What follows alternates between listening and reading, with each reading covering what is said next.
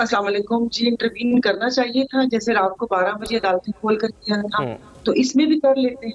अभी इसमें कौन सी रॉकेट साइंस है कि जिसमें एक सबको पता चला है कि एक पार्टी जिससे जिसका अब वापिस से वही वही बातें हैं, पंजोता साहब भी कर चुके हैं कि निशान लेके और आप उसमें से आप वो की का और जबर पेश आप निकाल रहे हैं।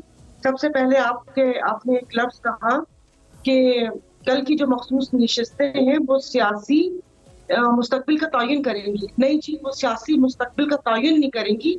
वो इन्होंने जो आइन में और जो कानून में तब्दीलियां लानी है उसका तयन करेंगी। इन्होंने जो मरते दम तक करेंगी, इन्होंने जो इदारों को तबाह करना है उसका तयन करेंगी। किस तरीके से बंदर बाट होकर इस मुल्क के वसाइल पे कब्जा करना है, इस मुल्क को ओएलएक्स, इस मुल्क की आवाम को ओएलएक्स पे लगाना है, ये उसका तयन करेंगी। और ये इनको भी बहुत अच्छे तरीके से पता है कि अगर ये वहां पर चलेगी, इनकी 2/3 मेजोरिटी नहीं होगी और फिर उसके बाद वो कहते हैं ना कि ये ऐसे ही बैठेंगे, फिर इनके लाने का मकसद पूरा नहीं होगा।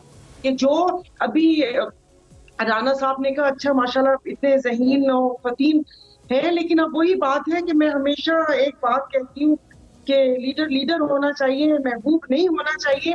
फिर महबूब की हर बुरी बात भी आपको सही लगती है और आपने उसके ऊपर सर हिलाना होता है।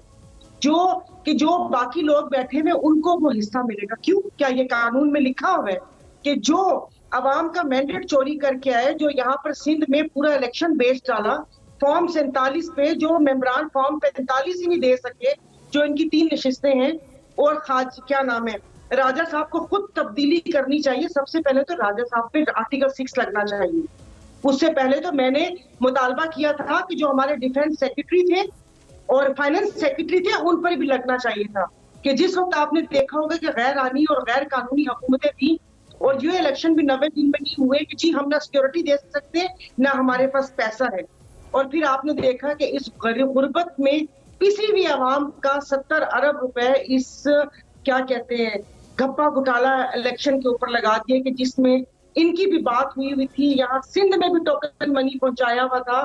इनके बाप का मुल्क है जो अपने हिसाब से बंदर बांट करके बैठे हैं। लेकिन अगर आज के अगर हम अदालती कार्रवाई रिमार्क्स देखें तो अतर मिनल्ला साहब कह रहे हैं कि आज जो सूरत हाल है 2018 में यही सूरत हाल मुस्लिम लीग नून के लिए थी। बिल्कुल भी नहीं।